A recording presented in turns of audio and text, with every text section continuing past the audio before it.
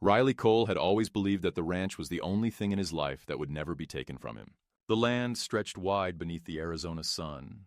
15 acres of dust, sage, and the slow hum of wind that swept through the olive trees his father had planted decades earlier. Every corner of it carried a memory. His father teaching him to fix the old fence, his mother hanging laundry in the dry heat, the faint echo of laughter from the porch during long summer nights. When his parents passed, the ranch became more than a home. It was a monument to everything Riley had fought to preserve after years of battling fires across the state. The smell of smoke still clung to him sometimes, even now that he had traded his helmet for a straw hat. Out here, surrounded by open sky and silence, he finally felt at peace. He spent his days repairing fences, tending to the horses, and running a small side business producing handmade olive oil. It wasn't glamorous, but it was honest work, and that mattered more to him than anything. On the morning it all began, he found an envelope stuck under his front gate, fluttering slightly in the wind. It bore the emblem of the Homeowners Association, a name that always made his jaw tighten. He had never attended their meetings, never voted in their pointless elections, and certainly never asked for their so-called community protection. His ranch sat on the edge of the association's boundary, technically included when the neighboring development expanded years ago. He had fought against that inclusion and believed the matter had been settled. Still, the HOA had a way of creeping into places they didn't belong. Riley tore the envelope open with a calloused thumb as he walked back toward the porch. The letter was formal and condescending, written in the cold language of bureaucracy.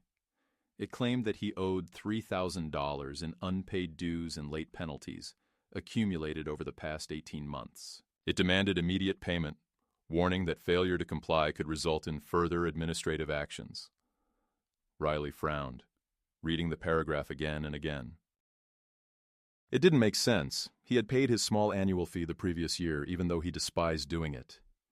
$3,000? For what? He sat down on the porch steps, letting the letter hang from his fingers as his eyes swept across the horizon. The thought of losing this place, even as a remote possibility, made something deep inside him tighten. He had fought wildfires that devoured entire towns, but nothing felt as destructive as the idea of losing his family's land to paperwork. The HOA had always been run by people who valued control more than community. He had met the president once, a smug man named Harold Stone, who'd introduced himself as if he were the mayor of the county. Stone had mentioned something about keeping property values high and maintaining standards, both phrases Riley had dismissed as code for interference. That night, he sat at his kitchen table surrounded by old receipts and payment records. He found no trace of missed payments, no unpaid notices, no reason for the sudden debt.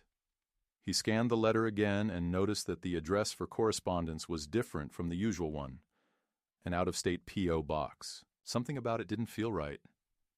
He poured himself a drink and leaned back, staring at the ceiling fan as it circled lazily above. Bureaucracy had a way of creeping up like fire. Quiet at first, then unstoppable once it took hold. He decided he would drive to the HOA office in the morning and get answers directly. He didn't know it yet, but the letter was only the first spark in a blaze that would consume everything he thought he understood about fairness, law, and the illusion of ownership. When dawn broke, the desert light poured across the fields, painting the dry earth gold. Riley watched it from the porch, the letter still lying beside his coffee mug. He had rebuilt his life once before, after the flames took his brothers in the service. He thought he had left the chaos behind. But as the wind picked up and the paper fluttered off the table, landing in the dirt like a fallen leaf, a single thought struck him with clarity so sharp it hurt. This wasn't a misunderstanding. Someone wanted his land. And whoever they were, they had already started the fire. When Riley arrived at the HOA office 2 days later, the desert heat was already pressing down like a hand against his back, thick and unrelenting. The building sat at the edge of a strip mall, squeezed between a dry cleaner and a vacant storefront that still carried the ghostly outline of its old sign. Inside, the air conditioning blasted cold enough to sting his sunburned skin. The receptionist, a woman with lacquered nails and the kind of smile that didn't reach her eyes, looked up only briefly when he stepped in. "I need to speak with someone about this," Riley said, dropping the letter on the counter. She turned it around, her gaze sliding over the emblem at the top, then back to him, as if assessing whether he was worth her time. "Do you have an appointment?" she asked. "No," Riley said evenly. "But I'm not leaving until I get an explanation." She sighed through her nose, picked up the phone, and mumbled something into the receiver before nodding toward the hallway. "Mr. Stone will see you." The office of Harold Stone looked like the inside of a bank manager's dream. Dark wood furniture, polished brass fixtures, framed certificates from meaningless committees. Stone himself sat behind the desk, a wide man in a gray suit that seemed to strain against his shoulders. His smile was practiced, a politician's expression of concern. "Mr. Cole," he said, standing just long enough to extend a hand. "I didn't expect to see you here. What can I do for you?" Riley ignored the gesture and placed the letter on the desk between them. "You can start by explaining this." Stone adjusted his glasses, scanning the letter with a faint air of amusement. "Ah, yes. Outstanding dues. We've sent several notices over the past year. Perhaps they didn't reach you." "They didn't," Riley said flatly. "And I've paid everything I owe. Always have." Stone leaned back, the leather chair creaking. "Our records indicate otherwise. As of last month, the debt stood at $3,000, including fees and penalties. We followed procedure. The board approved the foreclosure unanimously." The word hit Riley like a slap. "Foreclosure?" Stone nodded as if discussing the weather. "The property was sold at auction last week. I'm afraid the paperwork has already been finalized." Riley stared at him, not comprehending. "You're telling me you sold my ranch for a debt that doesn't even exist?" Stone clasped his hands, his voice taking on a tone of bureaucratic patience. "We simply enforce the association's bylaws. You had ample opportunity to settle the matter." "I didn't even know there was a matter," Riley snapped, his voice rising. "I never received a single warning." Stone smiled again, that infuriating, almost pitying look. "We're not responsible for mail delivery errors. Perhaps next time you'll keep better track of your obligations." Riley felt his pulse pounding in his ears. "Who bought it?" Stone hesitated a fraction too long before answering. "It was a private buyer." "Name," Riley said.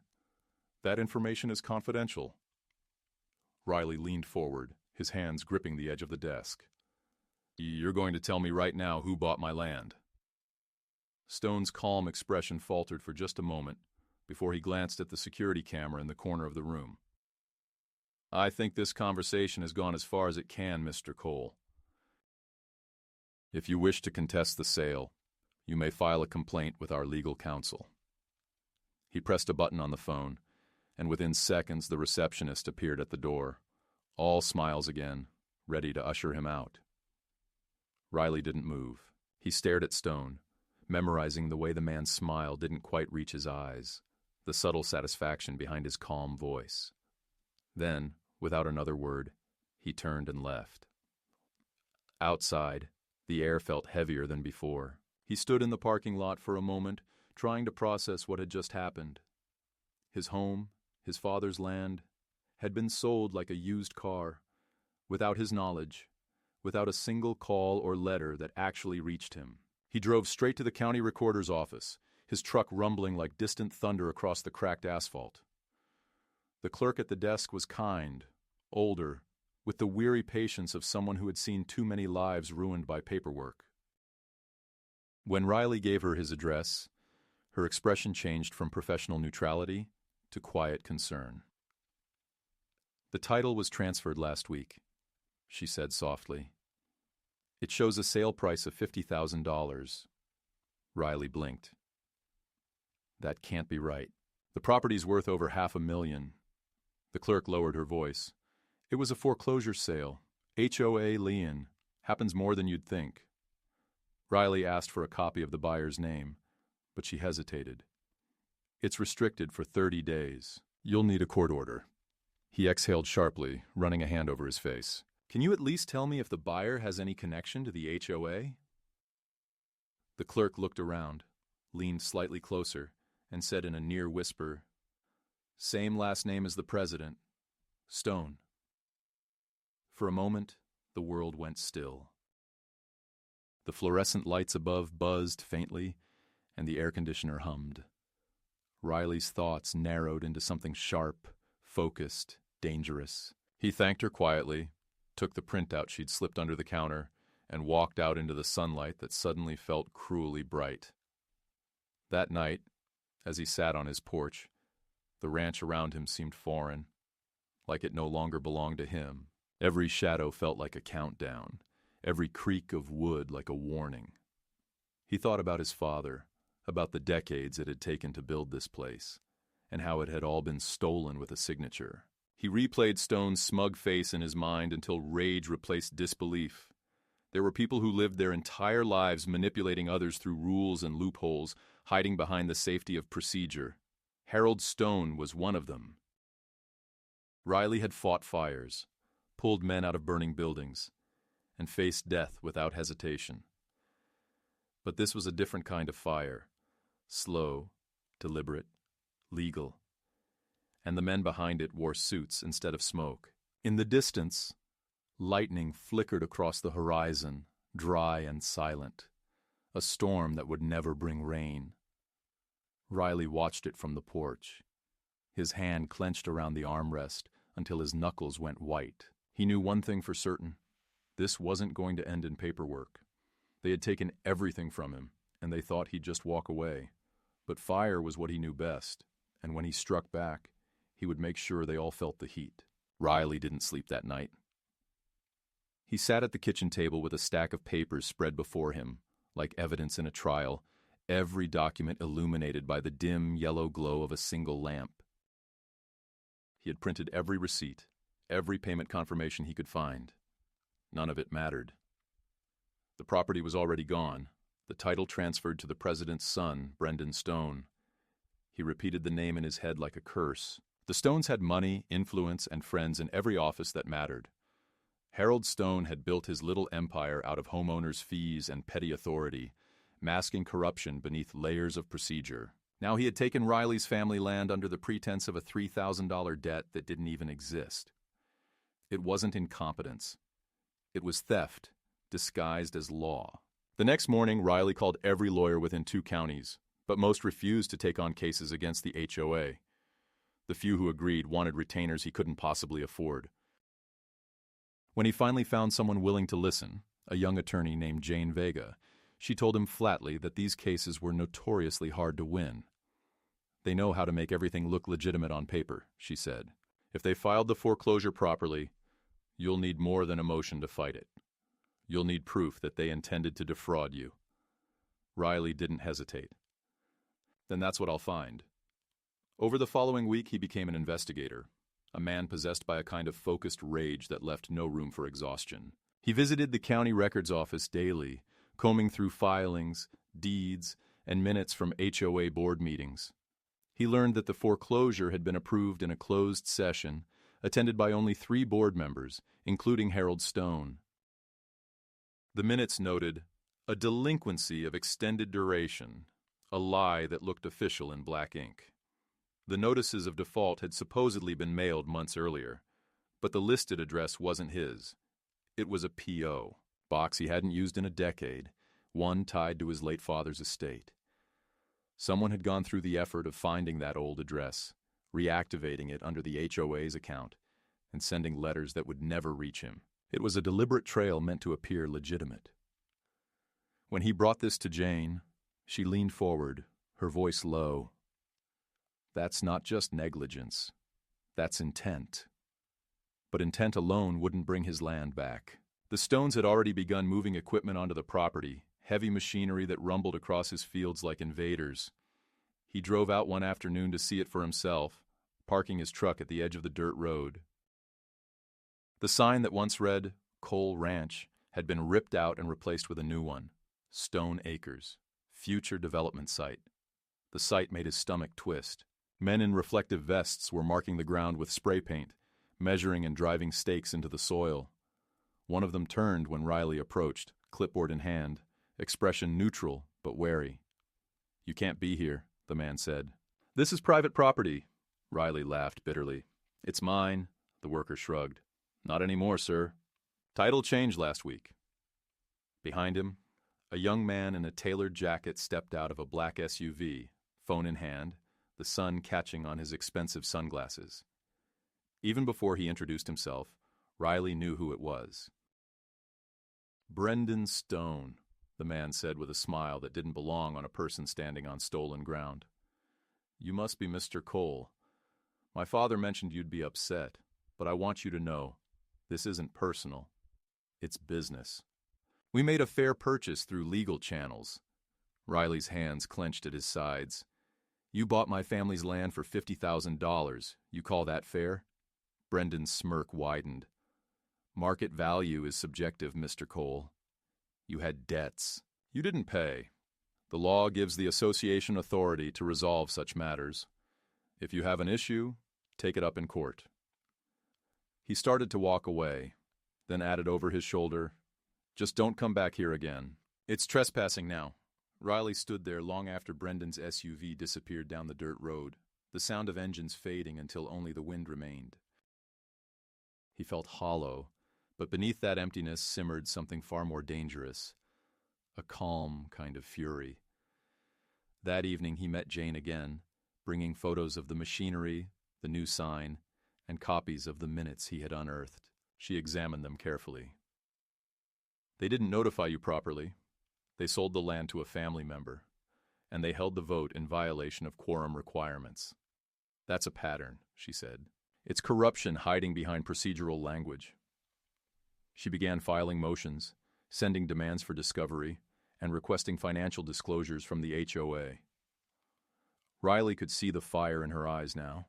She wasn't just his lawyer. She was angry too. Days turned into weeks, and the fight grew dirtier. Anonymous calls came at night, silent at first, then filled with the faint hum of static and a single whispered word: "Quit." His mailbox was found smashed open one morning, the lock twisted off. The sheriff's office dismissed it as vandalism. One evening, he came home to find tire tracks across his pasture leading straight to his barn door, which hung open and splintered. Inside, tools were missing, and one of his horses had been cut along the flank, deep enough to scar, not to kill. The message was unmistakable. Jane warned him to stay calm, to document everything. But each new violation added to the fire burning inside him. "They're trying to break you before court," she said. "If you lose your temper, they win." He nodded, but every time he saw the empty space where his family sign once stood, he felt that warning slipping away. When the first hearing finally arrived, Harold Stone appeared in court flanked by lawyers in tailored suits, his son seated beside him looking bored. They filed motions to dismiss, claiming Riley had ignored repeated notices and that the foreclosure followed every legal step. Jane countered with proof of the false address, the missing quorum, and the conflict of interest in the sale. The judge, an older man with sharp eyes, refused to dismiss the case and ordered the HOA to produce all correspondence and internal communications related to the foreclosure. Stone's lawyers tried to mask their unease, but Riley saw it, the flicker of fear behind their professionalism. As the session adjourned, Harold Stone approached him near the doorway, lowering his voice so only Riley could hear. "You're making a mistake," he said softly. "You think you can fight the system, but the system doesn't lose. Take the settlement when it comes, and walk away before this gets worse." Riley met his gaze without flinching. "You've already made it worse." Outside the courthouse, the sun was setting, casting long shadows across the street. Jane turned to him, her expression both proud and grim. "He's scared," she said. "That's a good sign. But if what we find in those records is what I think it is, this isn't just about your ranch anymore. It's a pattern, something criminal." Riley looked out toward the horizon where the desert faded into twilight. His reflection caught faintly in the courthouse glass. He didn't feel like the victim anymore. The Stones had started a fire they couldn't control, and he intended to see it burn all the way down. Weeks bled together as Riley waited for the court to compel the HOA to release its internal documents. The Stones' lawyers stalled at every opportunity, drowning Jane's office in procedural motions and petty delays, hoping to exhaust their patience and resources. Yet every obstacle only sharpened Riley's resolve. He spent his nights combing through county archives, public financial statements, and recorded deeds, looking for patterns that tied the association to private buyers. The more he found, the clearer the picture became. Over the past 3 years, the HOA had foreclosed on at least 14 properties, all of them for minor debts, sometimes as little as a few $100s. Each property had been sold at auction for a fraction of its value, and in nearly every case the buyers were linked by blood or business to someone on the HOA board. Some went to shell companies, others to relatives, but the signatures all traced back to one address, an office registered to Harold Stone's private holding company. It wasn't just unethical, it was organized theft, wrapped in the language of legality. When he showed Jane the evidence, she didn't speak for several seconds, her expression darkening as she scrolled through the spreadsheet he had compiled. "If this holds up," she said finally, "we're not talking about civil fraud anymore. This is racketeering." Jane contacted a federal property law specialist, who confirmed her suspicion. The pattern of repeated foreclosures, insider sales, and falsified notices fit the definition of a RICO offense, criminal conspiracy for financial gain through an enterprise. It was a term Riley had only heard in movies, but now it described the people who had taken everything from him. He felt a strange mixture of satisfaction and dread. The truth was finally surfacing, but it was pulling him into deeper waters than he had ever imagined. The investigation began to attract attention. A local journalist who covered real estate corruption called Riley after a leaked filing mentioned his case. Her name was Claire Bishop, sharp-tongued and relentless, with the instincts of someone who had long stopped believing in coincidences. She met Riley and Jane at a diner off the highway, the kind of place where the coffee never stopped burning and the booths smelled faintly of dust and oil. Claire laid out what she had uncovered on her own, a network of HOA foreclosures across the state, all linked by the same law firm representing Harold Stone's association. "It's a chain," she said, tapping her finger on a printed map. "Each HOA is small enough to avoid scrutiny, but together they've laundered millions in property transfers. The Stones are just one branch of a much bigger tree." Jane looked skeptical. "That's a serious accusation." Claire smiled thinly. "So is stealing a man's ranch." They agreed to share information, but Jane warned Riley that public exposure could make things dangerous. "If this gets out too soon, they'll bury evidence or worse, go after you directly." Riley shrugged. "They already have." He wasn't exaggerating. Ever since the first hearing, strange cars had begun parking near his property at night, engines idling just long enough to make their presence known before disappearing into the desert road. One morning, he found tire spikes scattered across his driveway, and another day, the fence by the eastern pasture had been cut clean through. He filed reports, but the sheriff's office dismissed them as vandalism. Jane's assistant received a call from someone claiming to be a federal investigator asking about the case, but when she tried to verify the call, no such agent existed. Someone was watching them, tracking their movements, probing for weaknesses. The more Riley pushed, the more resistance he encountered, as if the system itself was bending to protect the Stones. When the subpoena finally forced the HOA to turn over its internal emails, Jane spent 3 sleepless nights reviewing them. What she found made her physically ill. The messages revealed deliberate coordination between Harold Stone and multiple board members to identify financially vulnerable homeowners who could be targeted for late fees and penalties. Once those owners fell behind, the board would accelerate the foreclosure process, bypassing hearings and mailing fake notices to outdated addresses. A select group of buyers, mostly family and close associates, would then purchase the foreclosed properties at rigged auctions with no public listings. In one email, Harold himself wrote, "Keep it quiet, and we'll have the ranch by summer. My son's already got plans for it."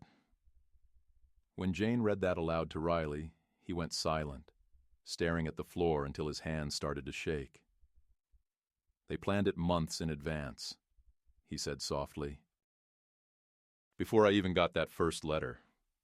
Jane nodded grimly. "They thought you'd never fight back. The next hearing was electric with tension. Jane presented the emails as evidence, her voice steady as she outlined the timeline of fraud, collusion, and personal enrichment. The judge listened carefully, interrupting only to ask clarifying questions. The defense scrambled to argue that the emails were taken out of context, that the foreclosure had followed all statutory procedures, that the property's sale was valid. But Jane had anticipated every argument. She laid out side-by-side comparisons of notification dates, proof of address tampering, and transaction records showing the transfer of funds between the HOA account and Stone's private firm. The courtroom grew silent except for the sound of papers turning. At one point, Brendan Stone shifted in his seat, his polished confidence slipping as he caught sight of his father's name highlighted in bold across an exhibit. When Jane finished, the judge removed his glasses, rubbing the bridge of his nose. "These allegations are serious," he said finally. "Too serious for this court to ignore. I'm referring the matter to the district attorney's office for potential criminal review." The words hung in the air like thunder. Harold Stone's lawyers immediately filed an objection, but it was overruled. Outside the courthouse, the air was dry and electric, the kind of heat that hummed in the bones. Reporters had gathered, tipped off by someone, maybe Claire, maybe the Stones themselves, hoping to spin the story. Cameras flashed as Riley stepped onto the steps, his face half-shadowed by the brim of his hat. He wasn't used to attention. The questions came fast and sharp. How much was the property worth? Did he believe the HOA acted criminally? What would he do next? He ignored them all, walking straight to his truck. Jane followed, her expression grim but satisfied. "You did it," she said quietly as they pulled away. "You cracked them open." But Riley didn't feel victorious. He knew what was coming. Men like Harold Stone didn't surrender when cornered. They retaliated. That night, he received a text from an unknown number. It contained no words, just a photo, his ranch house taken from the tree line, the porch light glowing faintly in the distance. The message was clear: back off or burn. Riley sat in the dark, staring at the image, the low hum of crickets blending with the steady beat of his pulse. Fear coiled in his chest, but behind it burned something colder, harder, unyielding. He thought of his father's words, spoken years ago when the family first bought the land. "The desert doesn't forgive weakness, son. You stand your ground, or it swallows you." He took a deep breath and closed the phone. The Stones had played their game in secret, hidden behind paperwork and procedure. But now the fight was in the open, and Riley had no intention of backing down. The truth was out. The fire had caught, and before it was over, it would consume everyone who had tried to take what was his. The days that followed the judge's referral to the district attorney's office were a blur of movement, unease, and quiet fury. Riley had expected some kind of retaliation, but the precision with which it came unsettled him. 2 nights after the hearing, the power at the ranch went out just after midnight.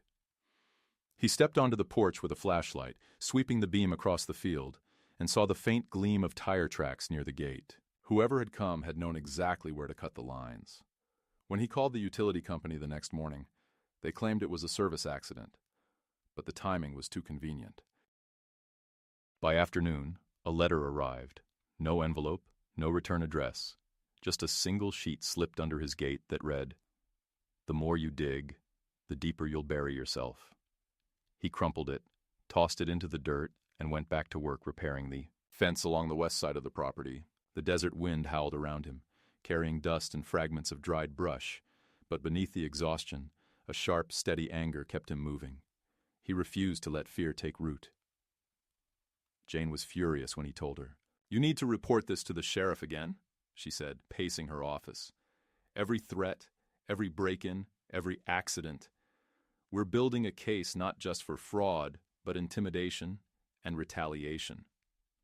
Riley gave a tired laugh. "You think the sheriff's going to take that seriously? Half his campaign signs were paid for by Stone's committee." Jane's expression hardened. "Then we take it higher." She had already contacted a state investigator who specialized in white-collar corruption, and soon after, a federal agent from the RICO task force reached out discreetly. His name was Agent Marcus Reed, a man with a calm voice and eyes that didn't miss much. He met Riley and Jane in a dim conference room at the courthouse after hours, spreading out a series of files that made Riley's stomach twist. "You were right," Reed said. "This isn't just local. We've been tracking similar HOAs across the region. Same law firms, same foreclosure patterns, same buyers. Your case gave us the missing link." Jane leaned forward. "So, they're being investigated?" Reed nodded. "We're building the file, but we need evidence from the inside. Financial transfers, communication between board members, anything that ties them to organized intent." He looked at Riley. "You're already their target. That means you're in a position to bait them into a mistake." Riley met his gaze steadily. "You want me to draw them out?" The plan was risky, but it was the only way to expose the full scope of the scheme. Riley agreed to let Reed install discreet surveillance around the ranch, hidden cameras near the gate, motion sensors along the fence, and a transmitter inside his mailbox. They wouldn't stop the intimidation, but they would record it. Over the next week, the activity escalated. A black pickup truck drove past his property every night at precisely 2 a.m. Lights flickered in the distance, and once he found footprints leading from the edge of his olive grove to the back porch. The cameras caught everything, and Reed's team began analyzing the footage. On the third night, one of the intruders was identified, a security contractor employed by a firm owned by Brendan Stone. That single connection changed the tone of the investigation. Jane received a call from the district attorney's office confirming that a grand jury review had been authorized. For the first time, Riley allowed himself to feel a glimmer of hope, but the Stones weren't finished. The morning after the grand jury announcement, Riley woke to the sound of engines. When he stepped outside, 3 trucks were parked just beyond his gate. Men in safety vests were unloading equipment while one held a clipboard. "You're trespassing," Riley called out, but the man with the clipboard didn't look up. "We're here under HOA authorization," he said. "Environmental remediation." "You'll need to vacate the property perimeter." Riley walked closer, heart pounding. "You have no right to be here." The man handed him a folded document, an official-looking notice bearing the HOA seal and a forged signature. It claimed the land was under investigation for soil contamination and would be temporarily managed by the association. Riley tore the paper in half and threw it to the ground. "Tell Stone if he wants this land, he can come himself." The man smirked and signaled to his crew to pack up, muttering, "You'll regret this." Jane later confirmed the notice was fake. The HOA had no authority to enforce environmental regulations. It was intimidation, plain and simple. That evening, as the sun dipped behind the mountains, Riley received a call from Claire Bishop, the journalist who had been following the case.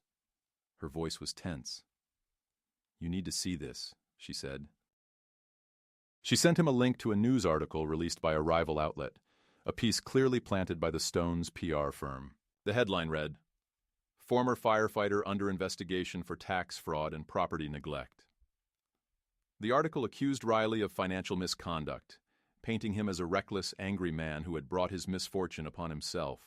They had twisted fragments of truth: old late payments, a loan deferment during his recovery from injury, into a narrative of incompetence. The comments section was brutal. Jane advised him to ignore it, but Riley couldn't shake the humiliation. The Stones had moved their war into the public eye, using reputation as another weapon. 2 nights later, the threats turned physical.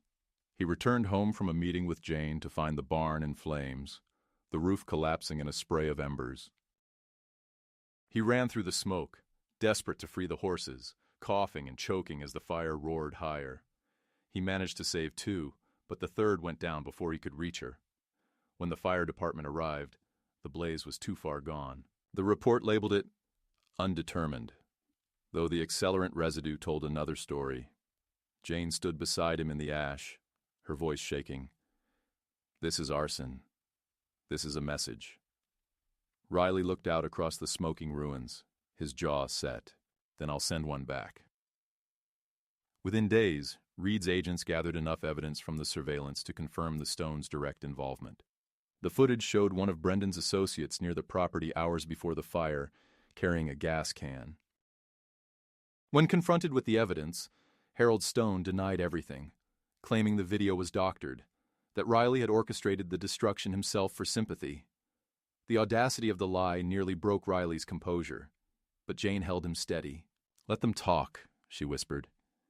"We've got them cornered." The investigation intensified, subpoenas flew, and for the first time, people who had once been loyal to Harold began to distance themselves. One board member resigned suddenly and contacted Jane in secret, providing a thumb drive of internal communications.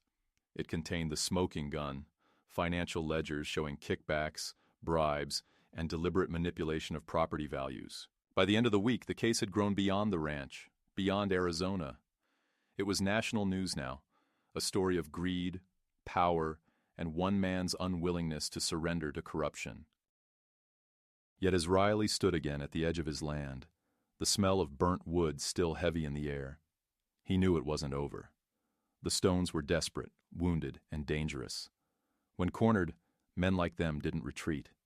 They struck, and he could feel it coming, a storm gathering just beyond the horizon, waiting for the moment to break. The courtroom was silent except for the faint hum of the overhead lights, a low electrical drone that seemed to mirror the tension in the air. Riley sat at the plaintiff's table beside Jane, staring at the rows of dark-suited lawyers across from him. Harold Stone was there, flanked by his son and two attorneys from the most expensive firm in the state.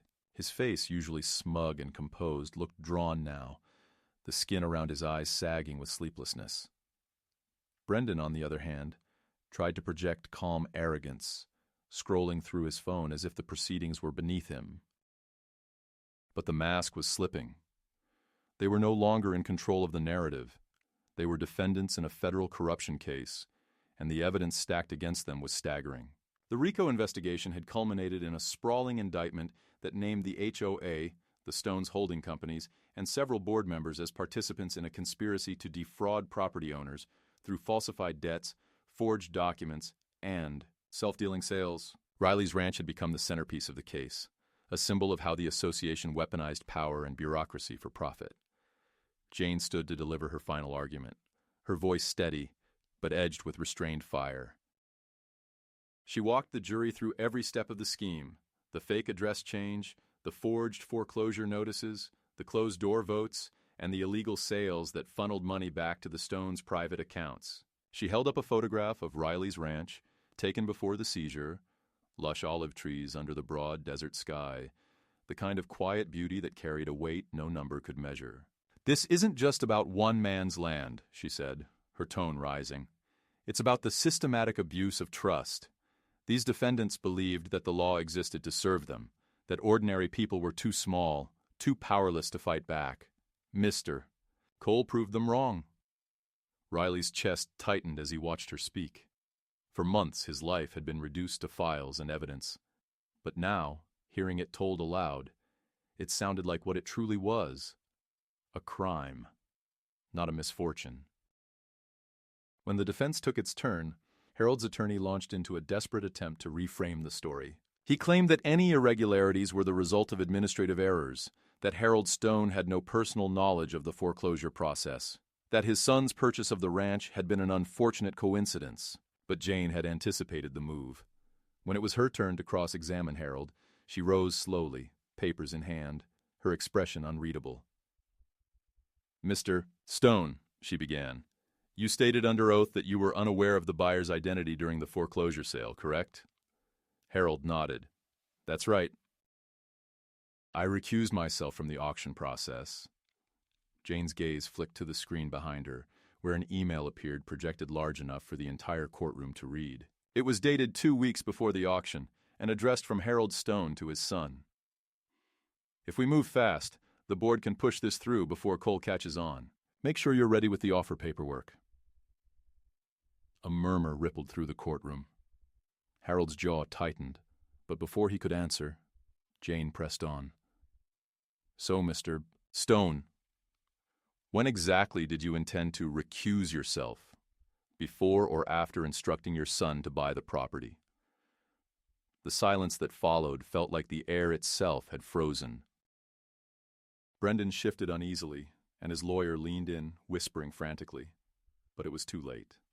The damage was done. Harold muttered something about context, about internal discussions, but the words sounded hollow. Jane didn't relent. She produced bank statements showing funds transferred from the HOA's reserve account to a company owned jointly by Harold and Brendan, then traced the same funds to the purchase of the ranch. The pattern was undeniable. Each transaction was a thread, and Jane pulled them until the entire web collapsed. The defense tried to object, claiming selective interpretation, but the judge overruled them. "The documents speak for themselves," he said quietly. When the jury returned after deliberation, the air was thick with anticipation. Riley sat perfectly still, his hands clasped together, the muscles in his shoulders tight as wire.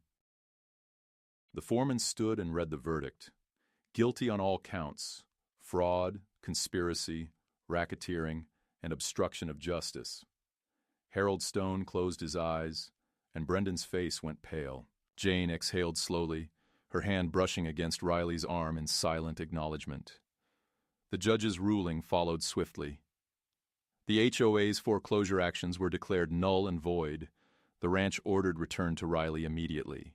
The Stones' assets were frozen pending restitution, and the case was referred for federal prosecution. For the first time in months, Riley felt his breath come easily. He had won, not just for himself, but for every homeowner the system had buried under lies. When the gavel struck, the sound echoed like the end of a long storm. Reporters surged toward him outside the courthouse, their microphones flashing like sparks. But Riley didn't stop to speak. He stepped into the sunlight, feeling the weight of the heat and the freedom that came with it. Jane joined him at the foot of the steps, a faint smile breaking through her exhaustion. "It's over," she said softly. Riley shook his head. "For them, maybe. For me, it's just starting." He looked out toward the desert horizon, where the land stretched endless and unbroken, the way it had before all of this began. He knew rebuilding the ranch would take years, repairing fences, replanting trees, scraping the soot of corruption off the soil, but he would do it, because this time, the land was truly his again. The Stones had tried to turn his inheritance into a transaction, but what they never understood was that you can't sell a man's roots, not when they run deep into the earth and the memory of everything he's lost and fought to keep. The fire was out, but the smoke lingered, rising into a sky that finally felt wide enough to breathe. Months passed before the desert began to feel like home again. The trial had left scars on the land and on Riley himself, but both began to heal slowly, one sunrise at a time. He rebuilt the barn with his own hands, the wood smelling of fresh-cut cedar instead of smoke, and planted new olive saplings where the burned grove once stood. The silence that used to weigh on him now carried a kind of peace, the steady rhythm of normal life returning in small, deliberate gestures. Every morning, he walked the fence line at dawn, not out of fear anymore, but out of gratitude, letting the crisp air remind him that the ground beneath his boots was his again. Earned, defended, reclaimed. The government had taken over the HOA's management after the RICO convictions, dissolving the old board entirely. The new one, formed by residents who had once been too afraid to speak, asked Riley to serve as an advisor. At first, he refused, unwilling to step back into anything resembling bureaucracy, but eventually he accepted on one condition: transparency would no longer be optional. Jane visited the ranch one evening not long after, bringing a bottle of cheap champagne and a quiet smile. She stood with him by the rebuilt fence, watching the horizon fade into amber light. "You did it," she said. "They'll write laws because of this case." Riley gave a small, tired laugh. "Laws don't stop greed, Jane. People do." She nodded, knowing he was right. Claire Bishop's exposé had turned the Stones' downfall into a national story, sparking investigations into dozens of similar associations across the country.